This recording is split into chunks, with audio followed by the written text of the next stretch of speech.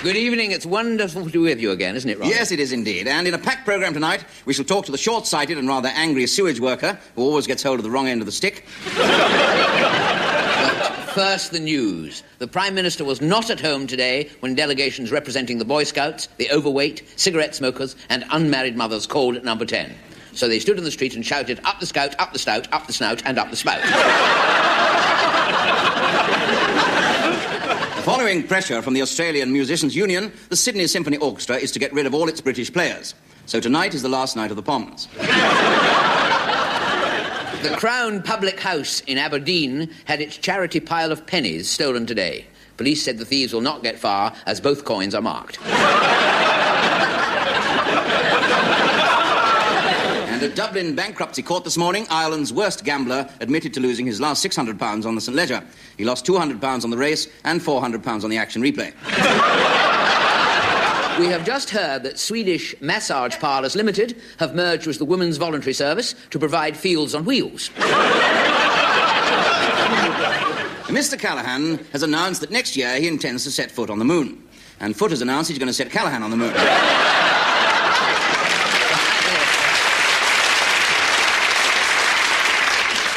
Finally, film news. Raquel Welch has accepted a part in the sequel to Godfather 2. It's called Godfather 3, and she'll be appearing as the two heavies. But now a sketch starring Mr. Ronnie Corbett, who managed to make himself so unpopular at the Typing Pool Christmas party that the girls hung him up and kissed the mistletoe.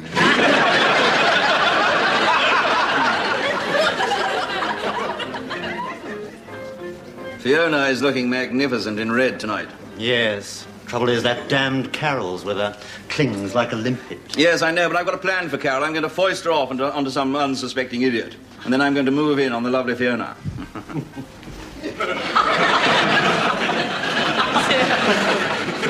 Yes, there's one there.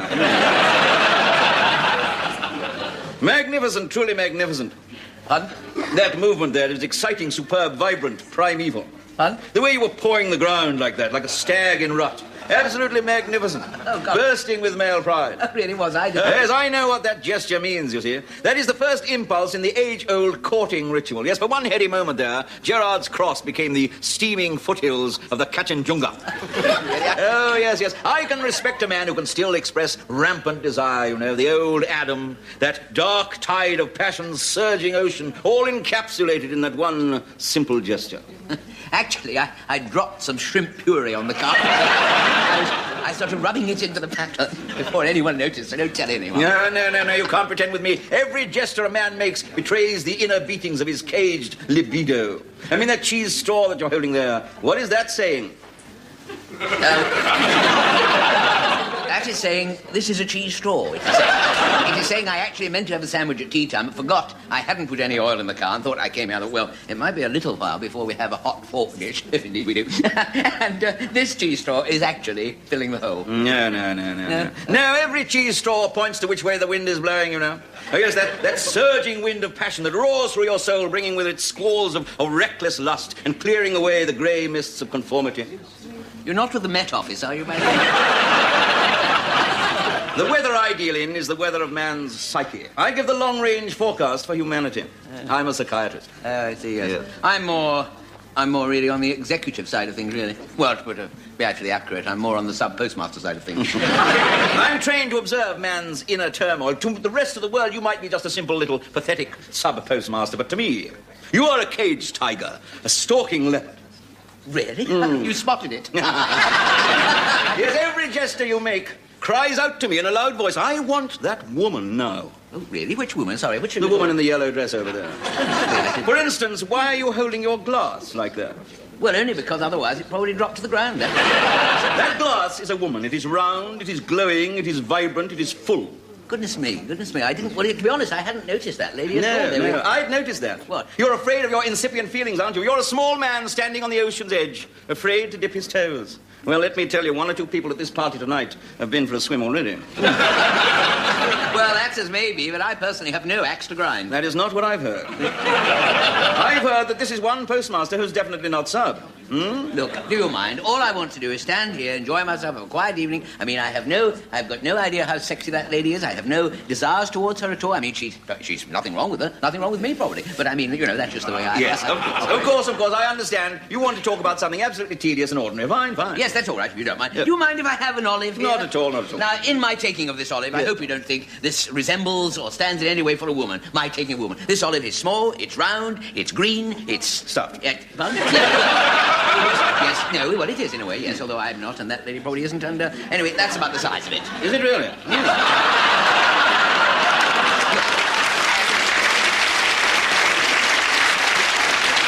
Standing here with no gestures, no waving of hands, no complaints, being perfectly happy. Do you understand? I know, and people are beginning to notice. Notice what? That you're standing here doing nothing about it.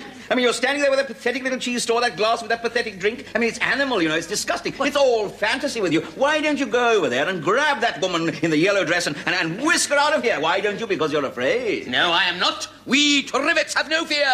We Trivets have fire in our blood. Then get in there, wee Trivet. I will, don't you worry. That's the idea. I will. Don't you realize what I mean? You come with me. Take me. Oh, God, the man's colourblind as well.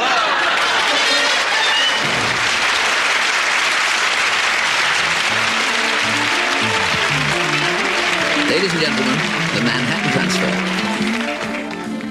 1, 2, 3, 4.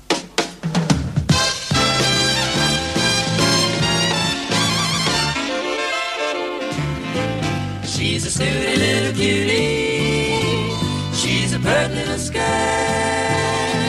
She's a knockout and a beauty and a flirt. Such a dapper little flapper.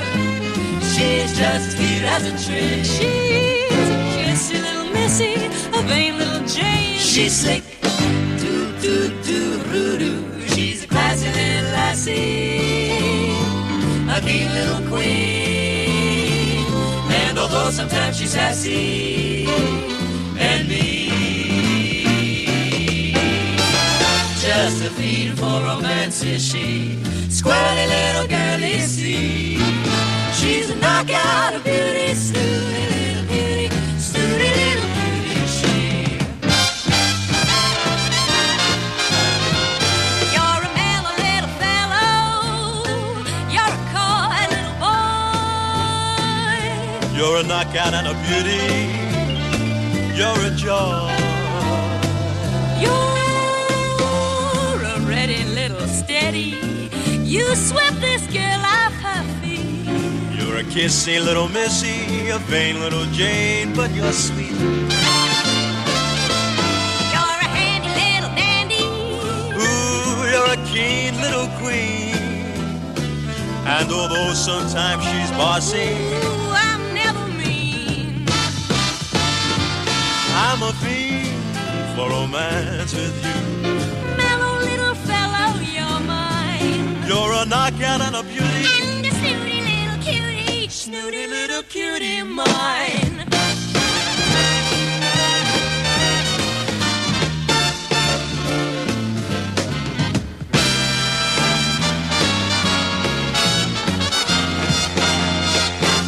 Yeah, she's a classy little lassie, a keen little queen, and though sometimes she's sassy, she's never mean.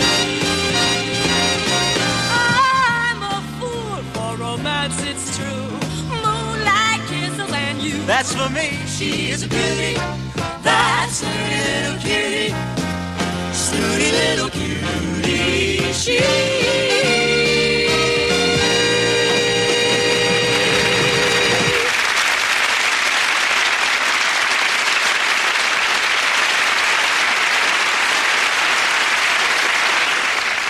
Good evening. My name is, Thingamy.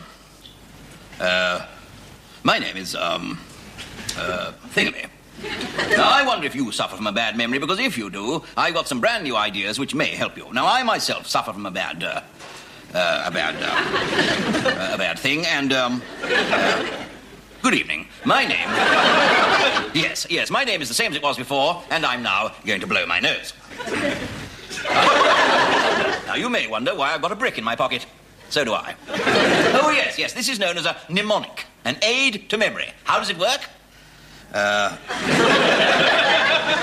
Oh, yes, of course, yes. Brick reminds me of Dick. Dick reminds me of Emery. Emery reminds me of memory. That's it. I've got a very bad brick. Oh, yes. Oh, yes. Good evening. My name is Hammer. My name is Hammerstein. My name is Hammerstein. My name is... No, it's not. No, my name is Brick. Arthur Brick. Arthur Brick. That's right. My name is Arthur Brick, and I am employed by the government as their memory man. Now, yes, quite. Now, do you know that we lose over 2 million man-hours a year due to bad memory? Many workers just can't remember what they're supposed to be making. Last year, we made 3 million tons of E-type custard. So what can you do about it? Well, here is the government's latest secret weapon. It's a handkerchief with a knot in it, you see. How does it work? Well, the knot reminds me of the Boy Scouts, which reminds me of the Brownies, which reminds me of Doreen Addleston, which reminds me of Knockers, which reminds me of Knickers, Knickers, Twickers, Twickers, Rugger, Rugger, Cricket, Cricket, Allen Knot, and that reminds me of the knot in my handkerchief. Which, of course, in turn reminds me of the other knot in my handkerchief. And I haven't the faintest idea what that was. So remember our slogan, tie a knot in it, you know it makes sense. Sometimes I forget a word. Now, one word I always forget, for example, is, I'm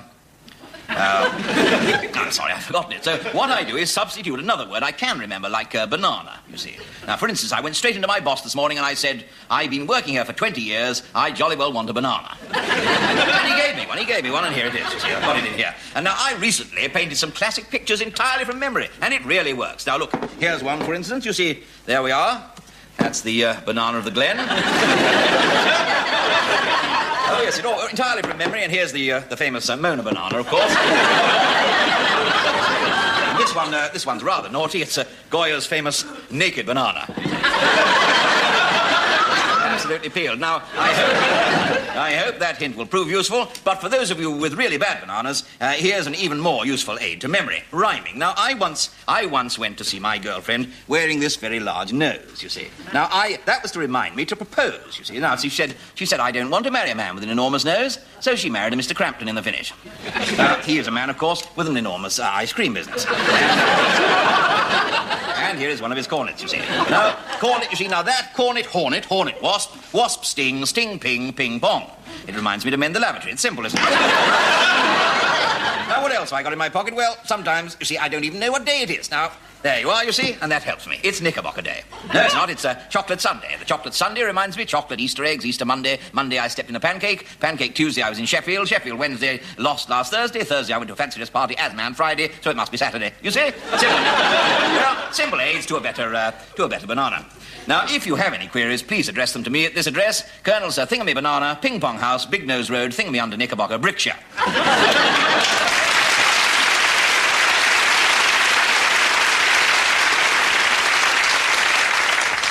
And don't forget to send a stamp to address Hedgehog. Good banana.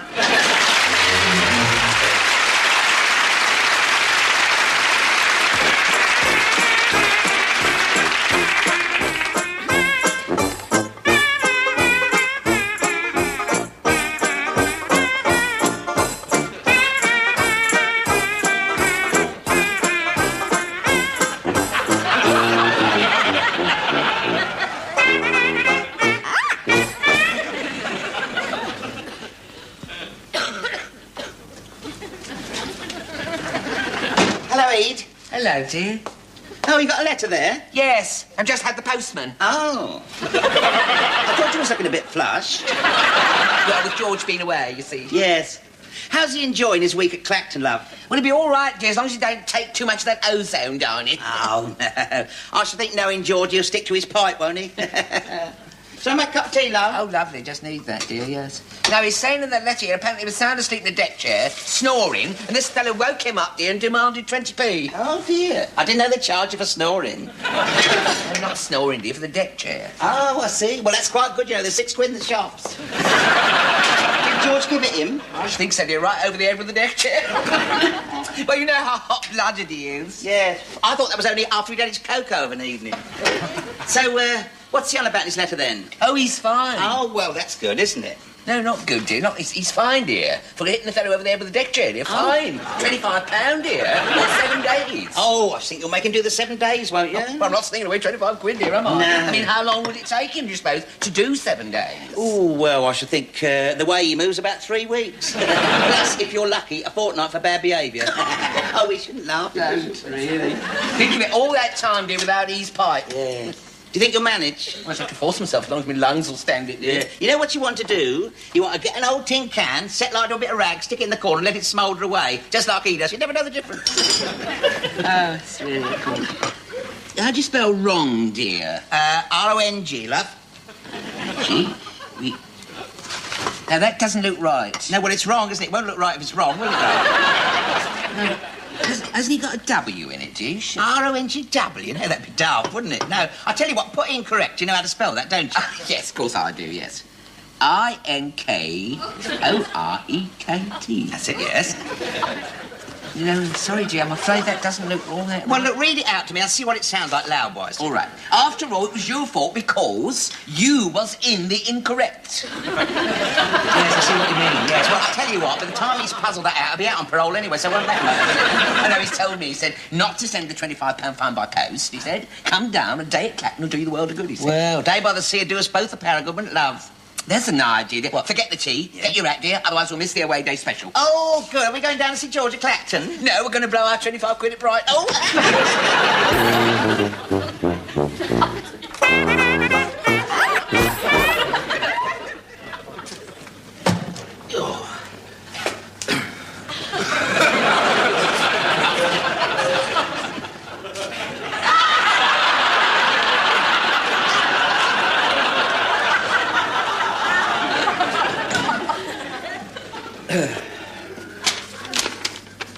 George, the tap's leaking, the telly man's repossessed your electric organ, and the dog's done it again. Welcome home.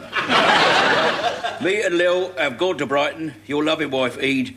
P.S. Your dinner's down the chip shop. That's charming, isn't it? Charming. Down the chip shop. Cool. Have you in? Hey? You back, George? No, still down there, Sid. Hey? What you're staring at now is one of those uncanny encounters of the 3rd Division, see? Probably due to the time warp on the A33 between Croydon and the coast. Hey? Of course I'll back you, Burke. Has a week gone already, then? Yes, time flies, Sidney. Good thing elephants don't. I've got it. Have you? Have you been anywhere with it? No, I thought I'd show it to you first. I don't want to see it. Well, I thought you might be interested, didn't I? I've never had a racing pigeon before. Racing pigeon? You bought a racing pigeon? We don't like birds. You're illogical to feathers, ain't you? Well, I know that, but this one was going cheap. Well, birds go cheap. Now, I mean, a fellow only wanted 25 quid for it, and it's a real champion. Who sold it you? Fella down the pub, you know. Oh, dear. Not that chap who sold you that great big lump of black moon rock. Yeah, that's him. The Coleman. That's it. He's done you again, hasn't he? Eh? Oh, yeah. Yes, he has. I remember when he sold you that Elizabeth I wristwatch. Look, George, that was a genuine antique, you know. In the time of Elizabeth I, they didn't have digital watches, did they?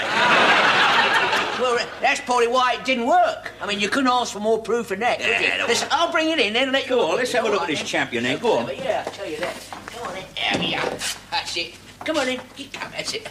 Yeah, we're a bit nervous, you know what I mean? Yeah. It's highly strung. Come on in. That's it. That's it. There we are.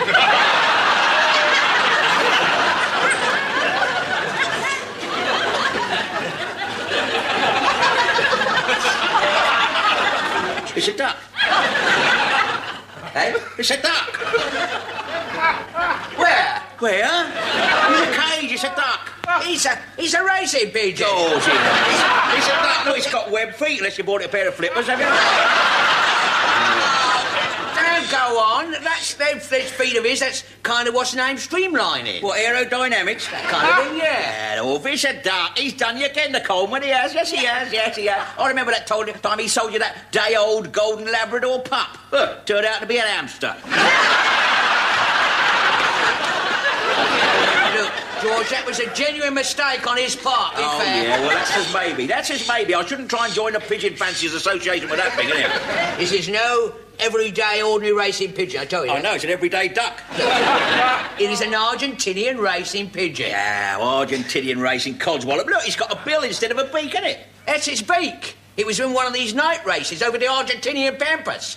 And he ran into a mountain. That's what's happened to it. What do you feed him on it? Fish? It's a duck. It's an Argentinian... Look, I took it out for a test flight. Yeah. It flies just like a pigeon. Oh, yeah, fast, is it? Oh, fast. I should say it's fast. Not very fast, no. No. As a matter of fact, he was overtaken by a couple of sparrows, but he's got some stamina. Oh, yeah. I was out looking for him for hours, I was. Were you? Where'd you find him? Over the duck pond. It's a duck, isn't it? It's an Argentinian Look, pig. look at the... See, he's waggling the back of himself. Look at that. Look at that. It's just like a Teddy boy's haircut, the back there, isn't it? Don't say things like that in front of him. You'll offend him. No, I doubt if he cares. See, there'll be like water off an Argentinian racing pigeon's back to him. Has he got a name, has he? Yeah. Donald.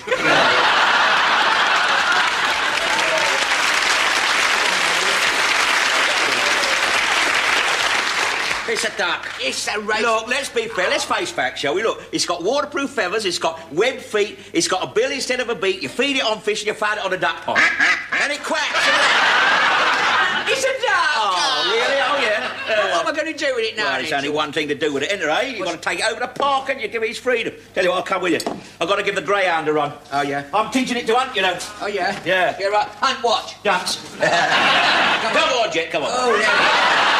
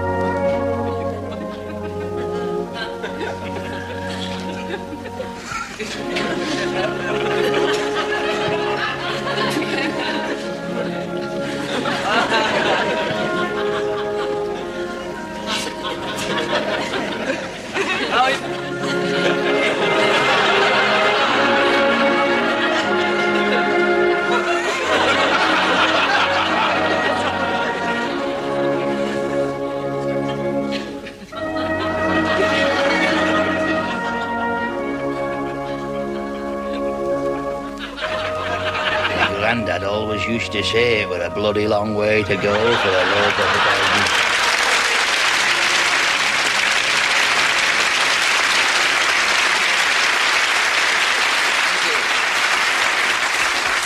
Now, here is a joke which my dear little grey-haired mother used to tell me so many years ago whenever I had trouble getting off to sleep.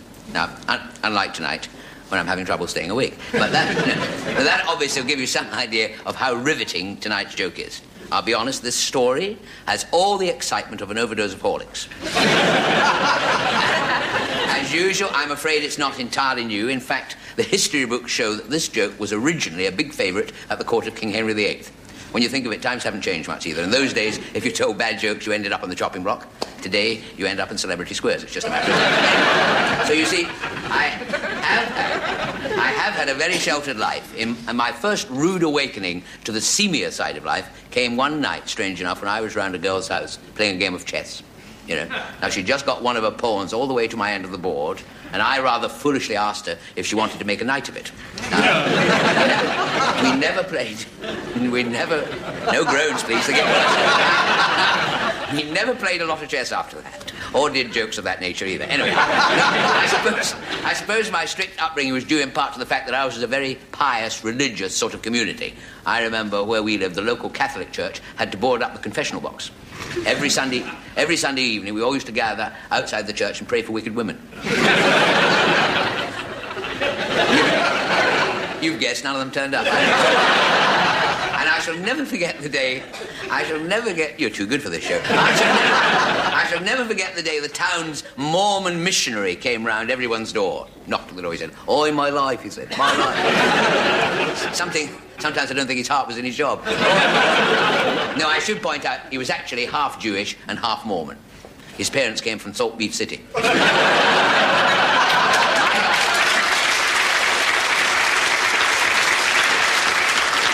My life, he said. I think I'll finish now if you don't. My life, he said. The world is going to end at 6:35 next Tuesday, and everybody took it so seriously. I remember the Catholics rushed off and organised the last-minute mass. The Anglicans arranged emergency communion services, and the local synagogue held a closing down sale. On to the jokes. Or the one joke, which is all about a rather unlucky young man who is called up to join the Navy. Before he goes, his mother said to him, "Clarence," she said. "Clarence?" Well, I told you he was unlucky, didn't I? Clarence, she said, "whatever you do, wherever you go, don't forget to write and let me know how you're getting on." So off Clarence goes to war, and he's a little bit nervous at first, about getting killed and how it'll affect his health. Well, we all have to be careful. By rights, I shouldn't strictly be here at all tonight. Only last week, I'll be honest, my doctor said, if you do any more of those long stories in that chair, he said, you're very soon going to get run down. I said, rubbish. He said, you are if you come near my car. I'd actually gone along to see him with my nose, Well, I didn't actually see him with my nose, but I didn't take this. No, I actually saw him in my eyes, but I had my nose with me at the time. I was feeling a bit sniffly, so he gave me this jar of incredibly strong vapor rub. I said, will this clear my nose? He said, it'll probably clear the studio. So I didn't bother. However, back to Clarence.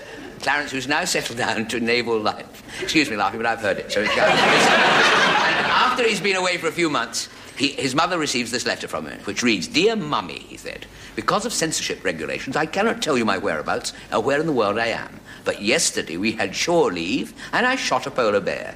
Love, Clarence," you see. So that's all right. Everything's all right. A few weeks more go by, and she gets another letter.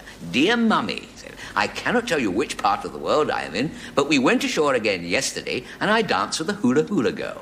Your ever-loving son, Clarence." So all's fine, until a couple of weeks later, she gets a third letter, which reads, "Dear Mummy, I still cannot tell you exactly where I am, but the ship's medical officer visited me today and said it would have been better if I danced with a polar bear and shot the hula-hula girl."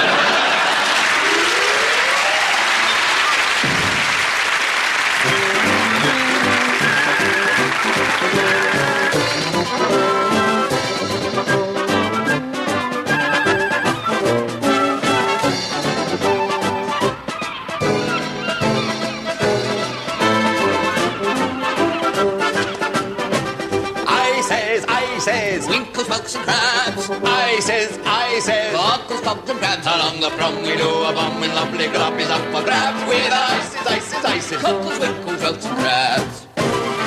Oh, I come from Bella Roma and Romano is my name. Italians get their name from the town from whence they came. So is Marlo from Milano, I'm from Rome and I'm Romano. It's a rotten shame that I was born in Florence. When I was a small bambino, there was never bread and meat. We were far too poor to eat, and a wine gum was a treat. But for every small bambino, there was lots and lots of vino. And everyone was dying for a pizza. Oh, the English signorina like Italiano charm. And there's not a miss or mom who can stay completely calm. And they all go raving balmy for a bit of a salami. Down on Brighton Beach with Mario and Romano. Back home in Italy, they like to have a vino. They're always drinking vino, what else is cappuccino? But now we come to England, the only drink that we know. It's not a cappuccino, it's just a cup of tea. I saw a lovely tub. I should say so, he got it round the pub. We're popular along the pier, along the sand. They all get tutti frutti, and my winkles in demand.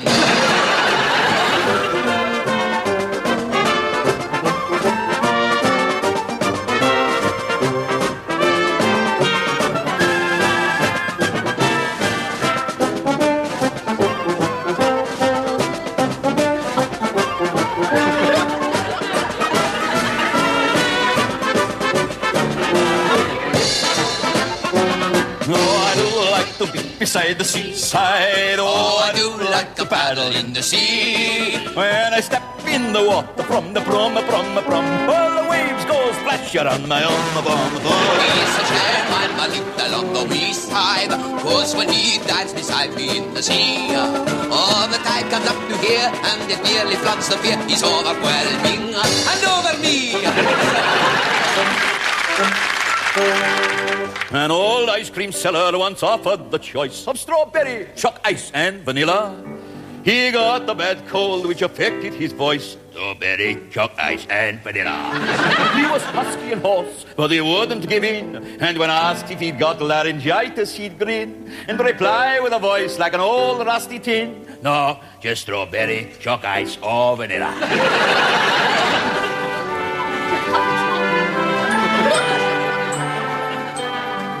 I was swimming in a cove on the other side of Hove, when a little far too far from land I got.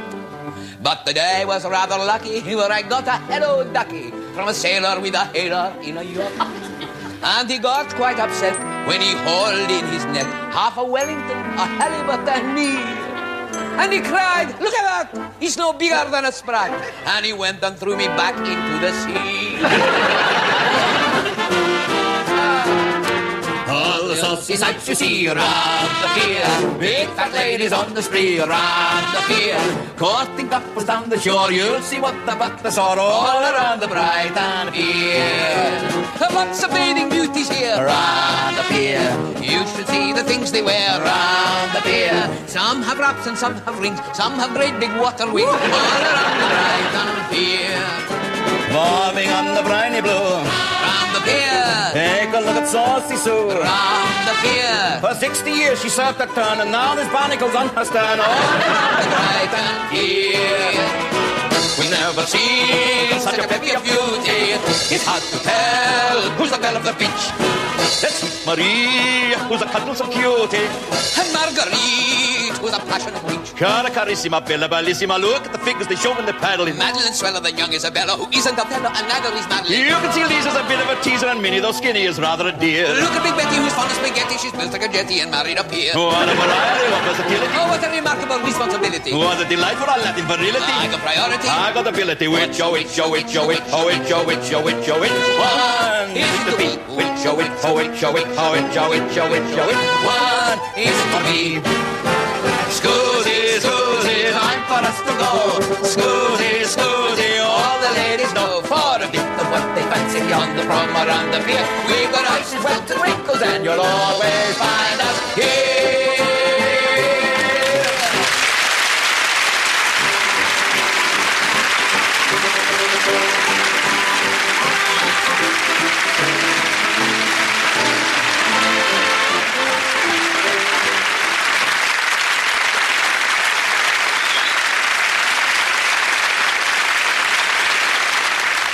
Well, that's just about all we have time for tonight, but there are a few late items of news. First, sport. We have just heard that the Irish Indoor Athletic Championships have been called off because it's such a nice day. And good news from the World Masochistic Games. The British team were beaten into first place. Meanwhile, Ernest Grimble, the unlucky home improver who put in storage heaters just before the price of electricity went up, changed to oil just before the Middle East crisis, and finally installed solar panels, has now, at the end of the first quarter, got a bill from God.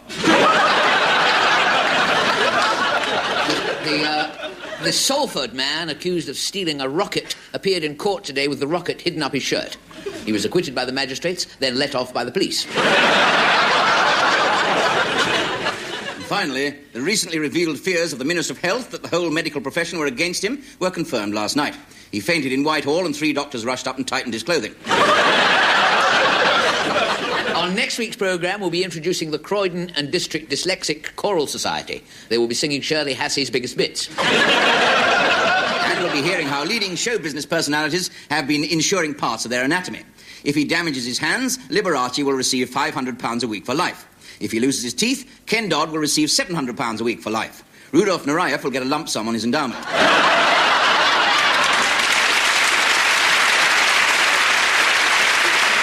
then, it's good night from me. And it's good night from him. Good night.